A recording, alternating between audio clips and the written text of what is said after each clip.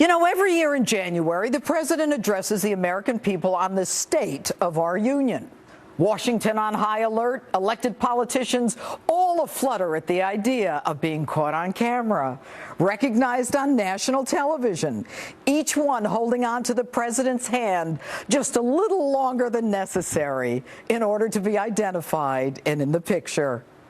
I'm actually surprised the Capitol doesn't tip over with the weight of everyone pushing and leaning and shoving to get that quality airtime with the president as he descends into the well of Congress. The rest of us, well, we just sit back and enjoy the show. Now, in the days leading up to the State of the Union speech, the president previews themes of his speech. Word is this year it'll be about opportunity, action, and optimism. And on Tuesday, the president will tell you that he will work with Congress in a bipartisan way. He'll grow the economy, strengthen the middle class, and give us the economic security that we need. What's not to support in all of that? All of us want all of that. The problem? As a student of history, I know nothing portends the future more than the past. Remember this? We are more than a collection of red states and blue states. We are and always will be the United States of America. Let me ask you, does it feel that way? Are we united in our goals?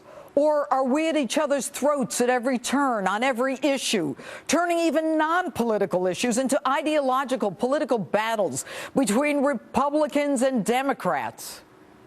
You know, Mr. President, I want to believe that we can be united, but I know that history repeats itself. In fact, it seems to me that you dug your heels in even more after your reelection. When it comes to negotiations, I've said I am happy to have negotiations with the Republicans, but we can't do it with a gun held to the head of the American people. I will not negotiate over Congress's responsibility to pay the bills it has already racked up. I don't know how to be more clear about this. I will not negotiate over the full faith and credit of the United States.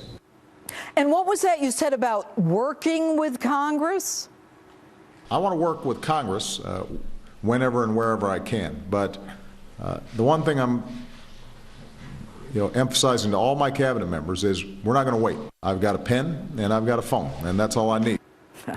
Last week, Mr. President, you talked about limited government and following the Constitution. I suspect the Founding Fathers would find that somewhat disingenuous. Our government has never been bigger.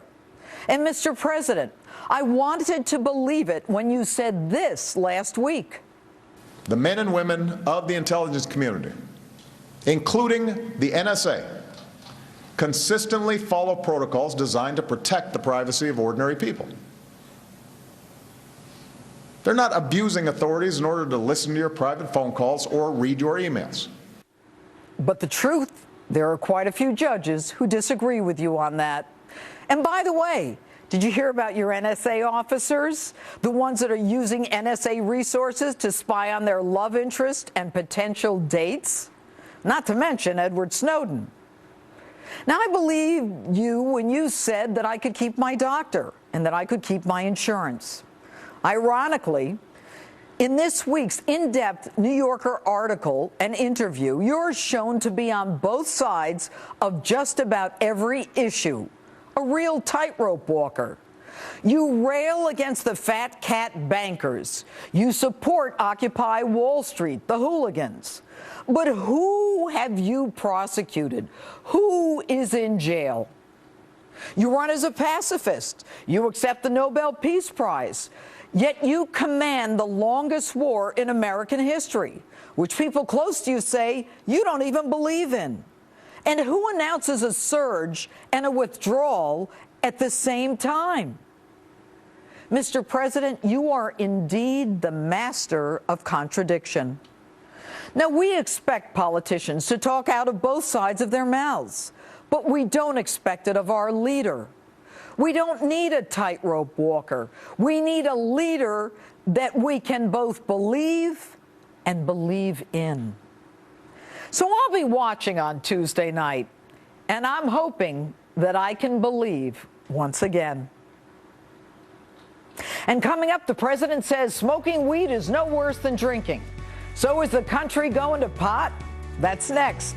And vote in tonight's Insta poll. Is America more united or divided since President Barack Obama became the president?